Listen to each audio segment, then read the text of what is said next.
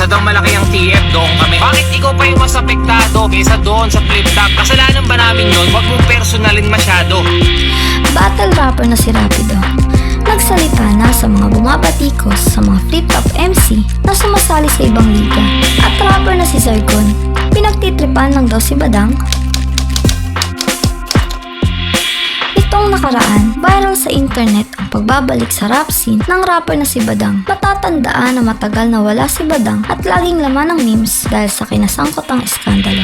Maging ang mga kapwa-rapper ni Badang ay ginagawa din siyang katatawanan. At isa na nga dito, ang rapper na si Zargon. Mapapansin na madalas laman ng social media post ni Zargon si Badang para gawing katatawanan. At nito nga lang nakaraan sa kanyang live video, muli niyang nabanggit si Badang nang may nagtanong dito kung kailan ikakasang battle nila sa PSP.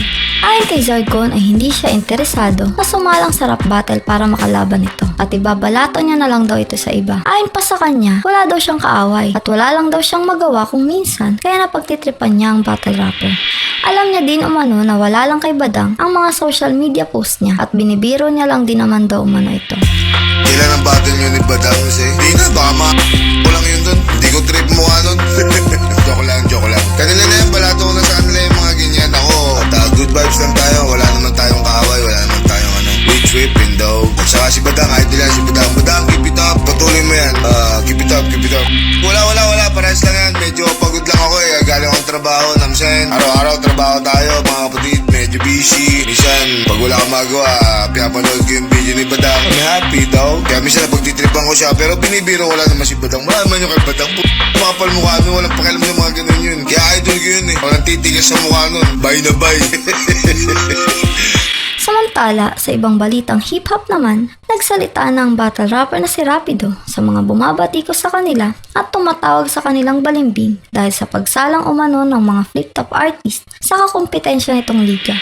Sa video na in-upload nito sa kanyang social media account, sinabi nitong walang pinirmahang kontrata ang mga battle MC sa flip-top na nagsasabing bawal silang sumali sa ibang liga.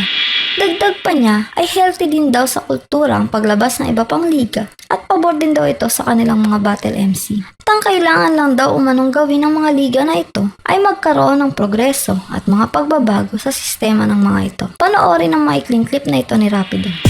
Ito para sa lahat ng mga nagsasabi dyan na kami daw mga rap battle MC, mga balimbing. Basta daw malaki ang TF, doon kami. Ito, lilinawin ko sa iyo ha. Una sa lahat, wala kaming pinirmahang kontrata sa flip top na exclusive lang kami para sa kanila. Ganun ka-base kay Enigma. Pinapabayaan niya kami kahit saan kami pumunta as long as nagagawa namin na ma-explore yung talent namin at syempre dapat papabor sa amin. Bakit ikaw pa yung mas apektado kaysa doon sa flip top? Sinisilip mo na palipat-lipat kami ng liga. Kasalanan ba namin yun kung magkaroon ng kakompetisyon ng flip top? Matagal na may kompetisyon. Hindi lang PSP, may mga sunugan na, may bahay katay na. Ngayon mo lang kasi napansin dahil nga nag-trending tong PSP. Kung meron ka mang nakikita at sa tingin mo na parang may kompetisyon na naiiwan ng flip top, ibig sabihin nun, positive yun, nagiging healthy yung kultura, nagkakaroon ng kompetisyon. Huwag mong personalin masyado. Marketing ang tawag doon. At yun, pabor yun sa lahat ng mga MC. So ang gagawin lang ng mga liga na to, kailangan nila ng progreso o mga changes para sa system nila.